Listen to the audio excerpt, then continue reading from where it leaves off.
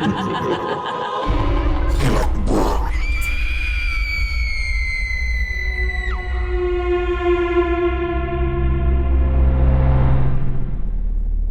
gabi sa lahat ng inyong mga tigapakinig, Kuya Red. Uumpisahan ko po ang kwentong ito sa experience ng aking Kuya Rayel. Nang maganap po ito, ay mga bata pa lamang kami. Namatay dahil po sa isang car accident ang aking Uncle Abner na kapatid po ng aming ama. Nang mga sandali na naganap ang aksidente, ay masaya ang buong pamilya na naghahanda sa mga dadalhin namin para sa family outing. Sobrang busy po ang lahat. Tanging si Uncle Abner na lang po ang hinihintay ng mga sandaling iyon. Needless to say, isang family reunion po kasi ang nagaganap ng sandali na mangyari kay Uncle Abner ang hindi inaasahan. Kung bakit din namin siya hinihintay ay dahil nauna muna siyang pumunta o nag-attend sa kasal ng kanyang kakilala. So naiinip na po ako ng mga sandaling yon dahil bata pa nga po ako. Kung kaya't ang gusto namin makaalis na agad at hintay na lamang si Uncle sa kung saan kami pupunta.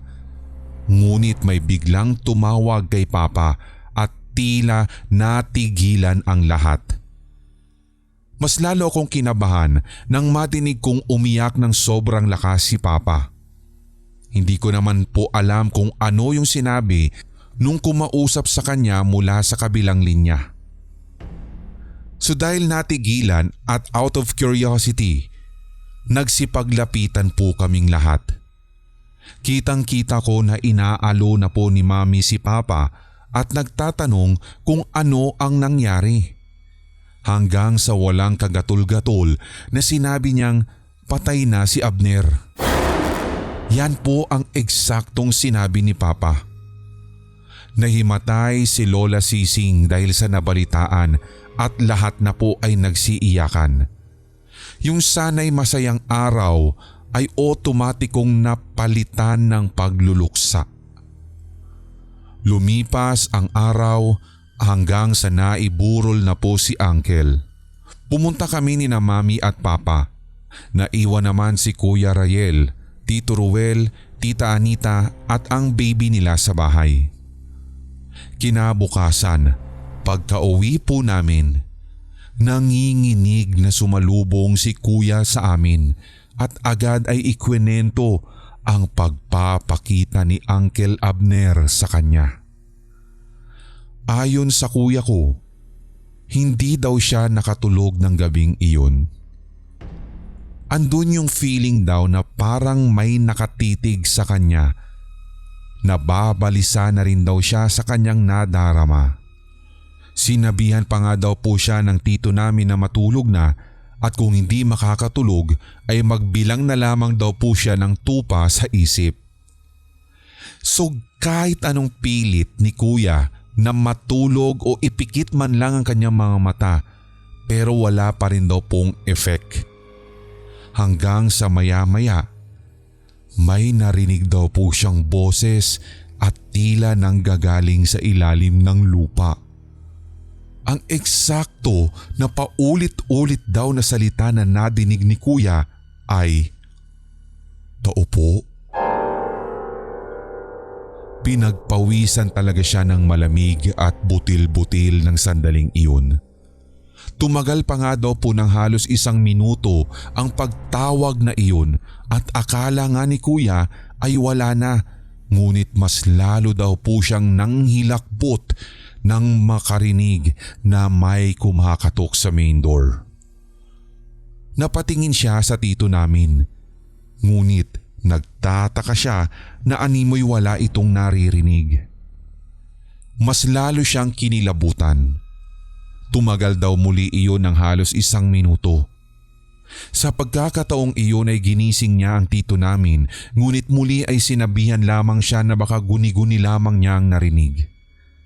Nagsumiksik na lamang daw si Kuya sa sulok at lumipas ang ilang minuto, narinig na naman niya ang boses na nagtatao po at ngayon sa bandang kusina na daw nanggagaling. Hanggang sa makailang segundo pa, pinakiramdaman ni Kuya ang lahat. Dito'y napagtanto niya na papalapit ng papalapit ang boses at nagsimula na namang magsitayuan ang balahibo niya sa buong katawan at maging sa batok, at doon ay nakadama na para na siyang naninigas. Nakatitig lamang daw siya sa nakabukas na pinto ng kwarto hanggang sa dahan-dahan niyang mamataan ang isang figura. Sa kanyang description, ang ulo ng multo ay halos umaabot na nga daw sa kisame. Sigurado din siya na nakalutang ito kahit hindi niya makita ang gawing paanan at blurry ang muka nito. Pinanlakihan talaga siya ng mga mata ng sandaling iyon. Kahit nga po nung kinikwento niya sa amin ito ay ramdam na ramdam ko yung sinseridad kumbaga. Alam ko na hindi naman magkikwento si Kuya ng ganito kung hindi totoo at hindi niya nakita. Gusto nga daw niyang sumigaw nung oras na iyon, kaso walang lumalabas na kahit anumang tinig mula sa kanyang bibig. Mas nanlaki pa nga daw ang kanyang mga mata nang iangat ng multo ang kamay nito na parang may inaabot. Halos panawan ng ulirat si Kuya dahil ilang segundo lamang ay tumalikod ito at nawala na lamang. Doon na rin siya nakagalaw. Umiyak daw ng umiyak si Kuya. Dahil doon ay nagising sina tito at tita. Umiyak nga din po siya, Kuya Red, habang kinikwento sa amin ang nangyari at kitang-kita ko talaga ang kanyang panginginig. Sa takot, doon na kami natulog sa kwarto ng mga magulang namin. Nang marinig ko ang kwento at yung itsura ng kuya ko na namumula habang umiiyak, alam ko na totoo ang mga nangyari. Nanginig din ang aking mga tuhod at iniisip ko na paano kung sa akin nangyari iyon. Ang susunod ko naman pong kwento ay tungkol naman sa haunted house na aming tinutuluyan. Marami talagang paranormal experiences ang naranasan na namin at naramdaman dito. Bukod sa Black Lady, naniniwala ako na maraming elemento at iba pang masasamang espiritu ang naninirahan sa bahay na iyon. Hindi ko nga din po ma-explain kung sa dinami-dami kasi ng mga bahay na pwedeng pagpilian ay dito pa kami tumira. Una na rito na kapag nasa sala kami matutulog, ewan sa kung bakit magigising na lamang ako na nakahiga na ako sa gawing kainan namin o sa may bandang kusina. Kapag ganun ay agad-agad akong tumatayo at bumabalik sa hinigaan namin sa sala. Yumayakap ako sa kakambal ko kapag nangyayari sa akin iyon. Minsan naman ay maaalimpungatan ako at sa puntong magbubukas ang aking mga mata ay makikita ko agad ang laylaya ng isang paldang puti. Ang nangyayari sa Red ay hindi naman po siya nakatayo kundi nakaupo sa sofa namin at yun lang ang malinaw kong nakikita. Meron din namang pangyayari na may isang araw na nagtalo kami ng kambal ko dahil sa nilalaro namin na paper doll na agad-agad kasi niyang kinukuha mula sa akin. Bigla akong nagwala at sa bintana bigla din akong nakakita na may nakatanaw na matandang babae. Nanlilisik ang mga mata niya. Ito ang dahilan kung bakit mas lalo akong nagsisisigaw ng sandaling iyon. And fast forward, hanggang sa noong magkaanak na ako. Madalas ay inilalagay ko muna sa duyan ang aking anak sa kwarto namin na nakapwesto sa ibabaw ng higaan namin. Ilang buwan pa lamang po ang anak ko nang mangyari ito at wala po ako sa Cavite dahil nagtatrabaho ako sa Maynila. Ayon sa aking kakambal, nilagay niya daw yung anak ko sa duyan para matulog.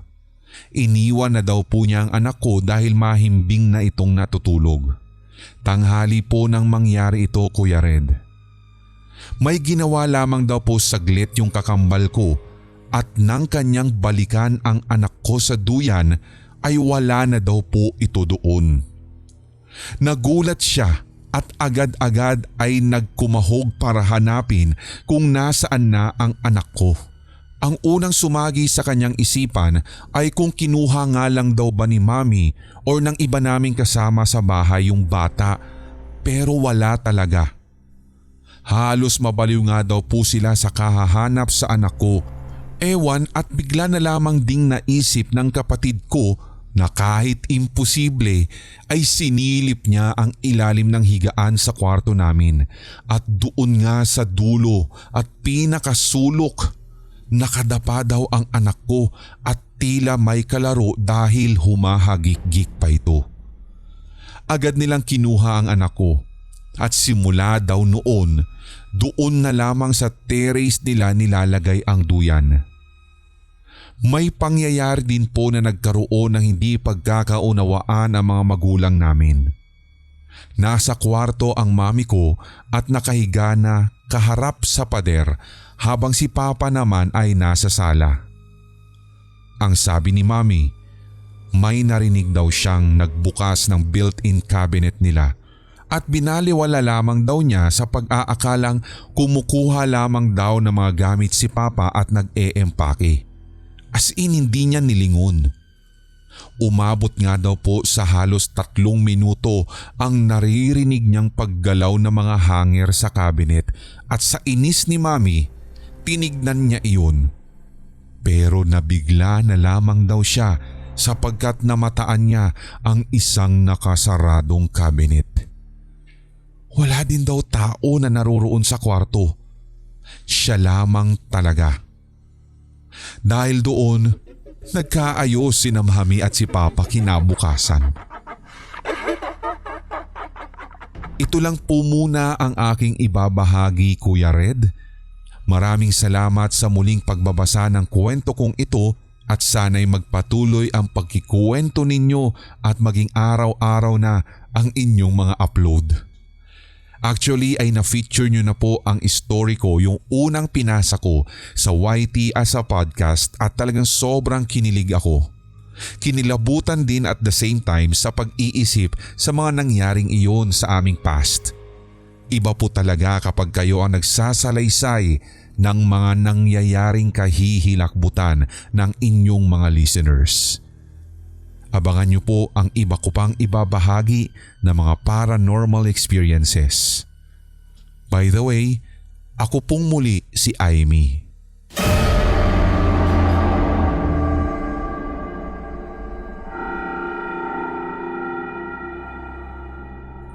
Hindi ko talaga malilimutan si Red nung kami pa po ay nakatira sa Baguio City. Meron pa pong computer shop sa tapat ng teacher's camp at dahil sa maluwag ito, hindi ko na po i-mention o kaya sasabihin yung exact location nito basta't nasa may gawing teacher's camp. 2010 noon at talagang obviously adik lahat sa online games kung kaya't marami talaga ang tumatambay at naa-adik sa computer shop. Sa sobrang pagka-adik ko nga sa mga online games noon, humanap pa ako ng computer shop na malapit sa amin. Dumating sa point na mag-aalas 2 na ng madaling araw iyon. Mind you guys, 4 PM ako nag-in at sakto na wala din kasing katao-tao sa bahay kung kaya't para mamatay ang boredom ko, pumunta na lamang ako sa computer shop na ito. Sa pagkakatanda ko, may leveling event din kasi nung time na yon. Ako at saka yung bantay lang ang tanging tao sa shop na iyon, lalong-lalo na nung sumapit ang alas 12 ng hating gabi hanggang alas 2 ng madaling araw. Medyo antok na din ako noon at saka yung bantay ng comp shop kasi parang siya na din yung mag-o-open ito mamaya ng konti. Kahit ilang oras na kami magkasama nung bantay ng comp shop, ay bigla siyang nagtanong sa akin. As in, nung moment lamang na iyon. Ang tanging tanong lang niya na iyon, Sir Red, ang siyang nagpahilakbot sa akin. Ang sabi niya kasi,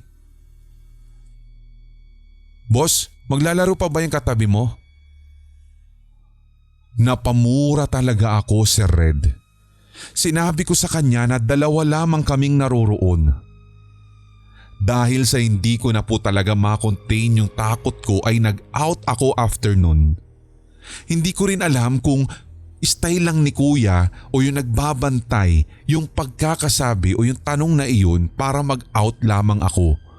Pero alam mo yung pakiramdam na pagkasabi niya ay para talaga may biglang tumakbo ng mabilis sa likuran ko.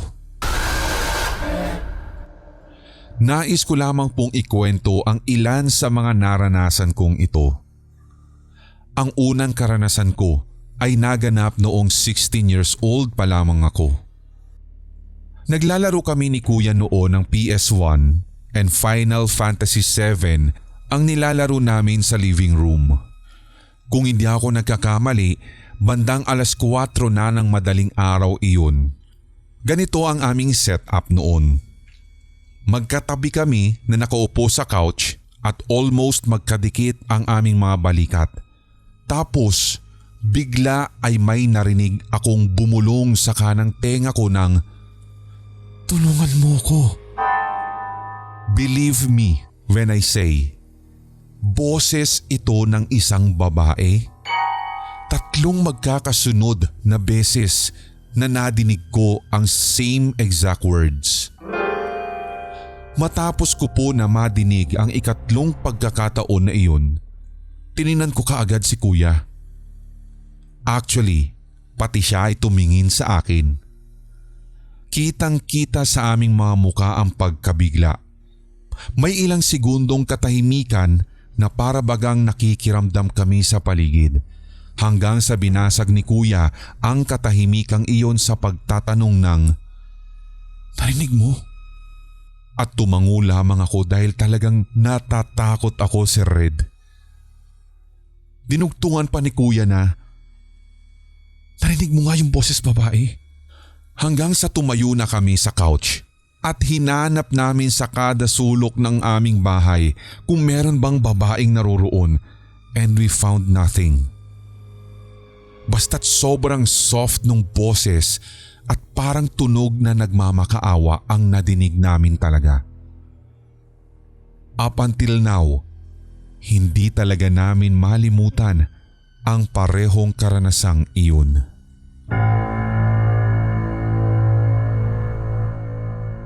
Ang second experience ko naman ay naganap din sa same house. Same living room, pero by this time ay mag-isa na lamang ako. Nanonood ako ng TV noon at napatingin na lamang ako sa bar namin nang may napansin akong lalaking hindi ko kakilala. Nakatayo lamang siya doon at titig na titig ng masama sa akin. Nanlilisik ang kanyang mga mata.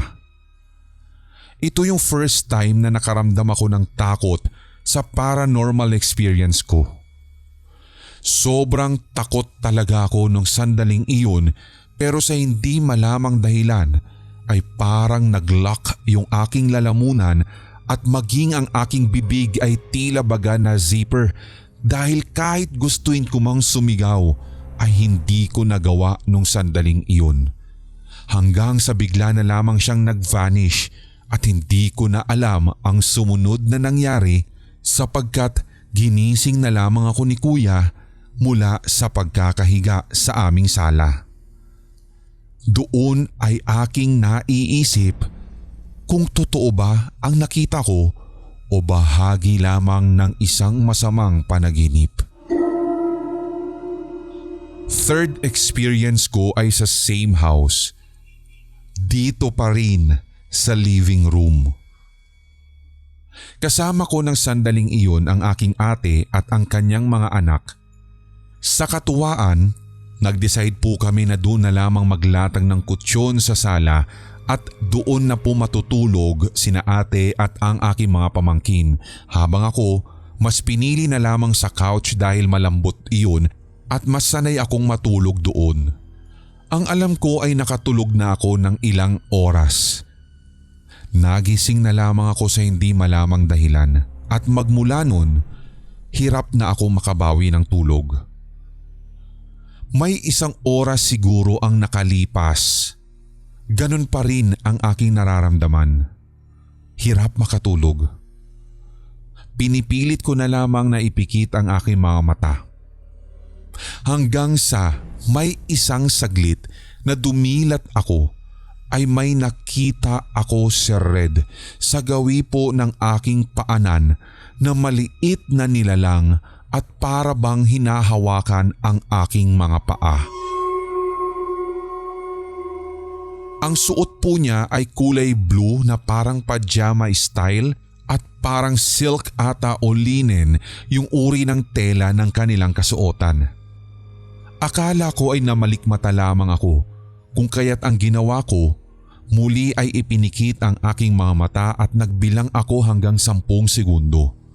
Matapos noon ay unti-unti ko na namang iminulat ang aking mga mata at naroroon pa rin, Sir Red, yung nakakulay blue na parang pajama na maliit na nilalang at sa tansya ko nga ay parang nasa 8 to 10 inches ang kanyang laki. Sumasayaw na siya sa pagkakataong ito, Sir Red, na para bang nang aasar sa akin. Ikinurap-kurap ko na lamang ang aking mga mata pero nandun pa rin talaga siya. Hanggang sa makailang kusot ko pa ng aking mga mata ay dito ko napagtanto na may mga kasama ang maliit na nilalang na ito na naroroon naman sa nilatagan nila ate. Napasigaw talaga ako ng labis-labis, Sir Red. Hindi naman talaga ako matatakutin pero ng sandaling iyon ay parang realistic talaga ang nakita ko. Namataan ko nga din po na meron pang 3 na sumasayaw sa dibdib ng mga pamangkin ko. Dahil doon ay tinawag ko talaga si ate at pagkatapos ay inutos sa kanya na buksan agad ang ilaw. Nagtataka sila kung bakit daw ako nagsisisigaw at sinabi ko talagang nakakita ko ng duwende. Sa kabila ng pagiging high nung emotion ko, Sir Red, dahil sa pagkatakot, pupungas-pungas lamang po si ate at sinabing baka nananaginip lamang daw ako.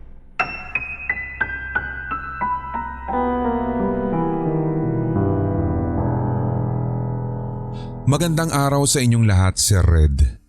Ang kwentong ito ay nangyari sa nerentahan naming rest house na may kalapitan lamang po sa isang malaking mall sa Baguio.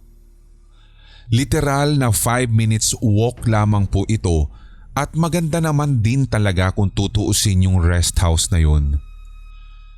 First time po namin kasi bilang isang pamilya na magpunta sa Baguio. Although maraming beses na rin po naman ako na nag-akyat manaog dito dahil sa mga business meetings.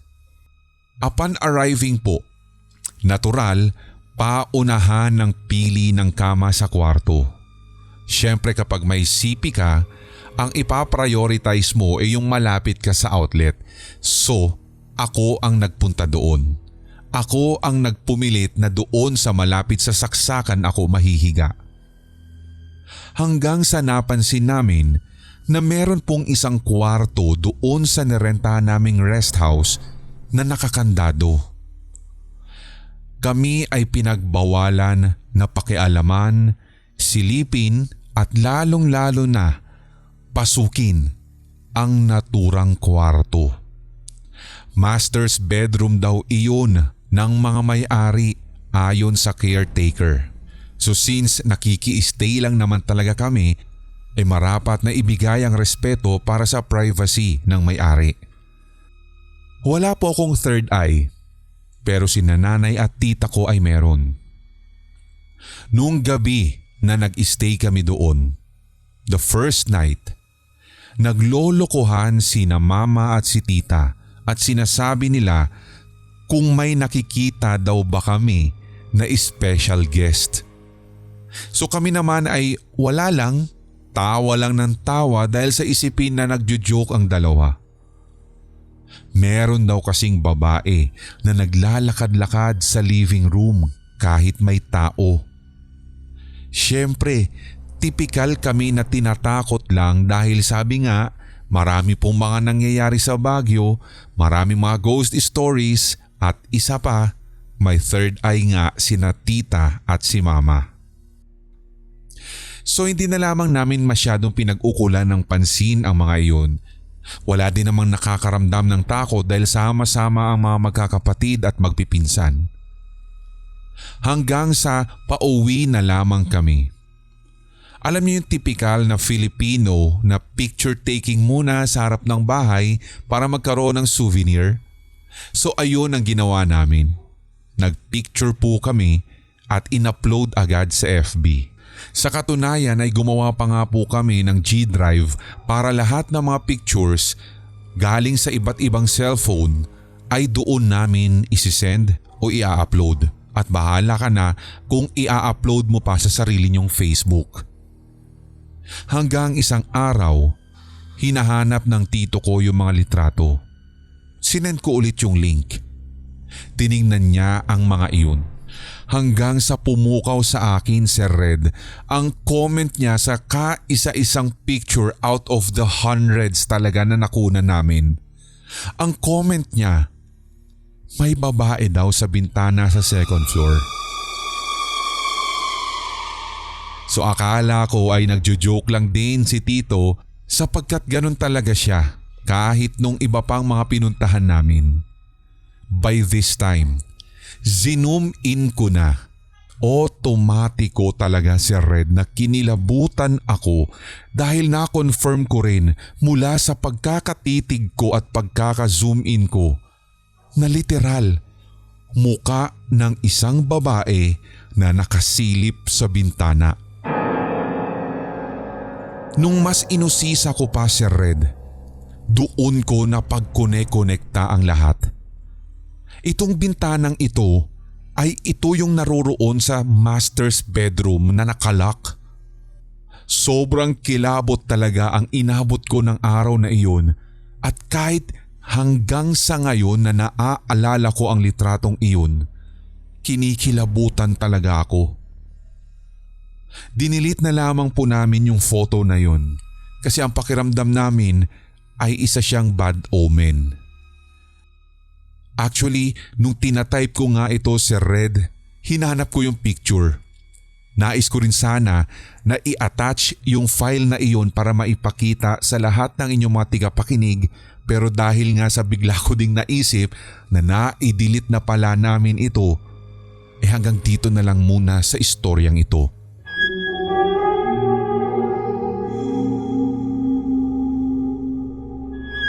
Magandang gabi sa lahat ng inyong mga Solid HTV positive listeners. Ito ay isa sa mga karanasan na sa kasalukuyan po ay natatawanan ko na lamang talaga. Pero nung fresh pa lamang na maganap ito, hindi ko talaga alam Sir Red kung saang sulok ng mundo ako magtatago. Isa po kasing ancestral house yung pinagganapan nito. 2014 at first night po namin sa Tagaytay. 4 kami noon, yung girlfriend ko at yung 2 sa kanyang mga katrabaho. Since biglaan po kasi yung pagyayaya namin papunta ng Tagaytay, nag-rent kami ng isang room na may king size bed at since ako lang yung lalaki, ako na lamang yung nahiga sa sofa. Antok na ako noon. Dahil talagang sobra yung pagod namin sa kakalakad sa Tagaytay. Papikit na yung mga mata ko nang suddenly may naaninag akong naglalakad papalapit sa akin. Sinauna yung damit na suot nitong matandang babaeng ito si Red. Sinubukan ko po talaga na bumangon habang siya ay malayong malayo pa. Alam ko ang senaryong ito sapagkat parang ito rin yung same na matanda na nakita ko nang ako ay ma-sleep paralysis. Sa sobrang pamimilit ko na bumangon, doon ay nakatitiyak na ako. Hindi ko na naman magalaw ang buong katawan ko. Ang tangi ko lamang pong nagagalaw ng sandaling iyon ay walang iba kundi ang aking mga mata. Slowly, yung pag-approach niya sa akin. Hanggang sa bigla-bigla na lamang na para bang nag-fast forward siya at talagang sumakto ang mga mata namin sa isa't isa at titig na titig siya sa akin. Siyempre, wala akong magawa ni hindi ko maibaling ang aking ulo sa kaliwa o kanan o kahit man lang maipikit ang aking mga mata. Wala akong choice kundi talagang matitigan din siya sa malapitan na iyon. Hindi ko nga din po mawari kung nakabelo din ba siya na parang may kanipisan pero nakikita ko kasi ang pagbuka ng kanyang bibig. Hindi ko rin alam kung meron din bang tunog iyon o may sinasabi siya, pero nung akma na ibinubuka na niya ang kanyang bibig ay sinusubukan ko rin na ibuka ang akin. Gusto kong sumigaw pero hindi ko talaga magawa. Hanggang sa naramdaman ko ang pagkapos ng aking hininga na feeling ko ay may mabigat na idinagan sa gawing dibdib ko. Hanggang sa isa sa mga kasama namin ang nag-CR at nakita daw niya ako na nakatirik ang mga mata at believe me, Sir Red, sinabi niya na wala na daw pong itim ang aking mata ng sandaling iyon. Nanginginig din daw ako at yung panginginig ay para bagang kinukumbulsyon. Agad niyang ginising si girlfriend at si girlfriend ang gumising sa akin. Sa awa ng Diyos, napabangon ako bigla. Pawis na pawis pero nanginginig pa rin.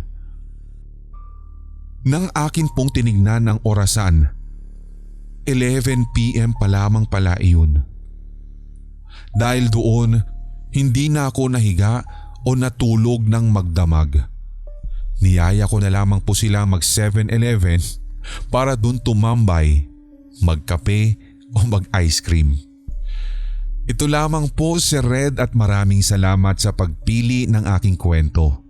Marami pa po ako mga karanasan na paranormal at akin pong ibabahagi pag magkaroon muli ako ng oras.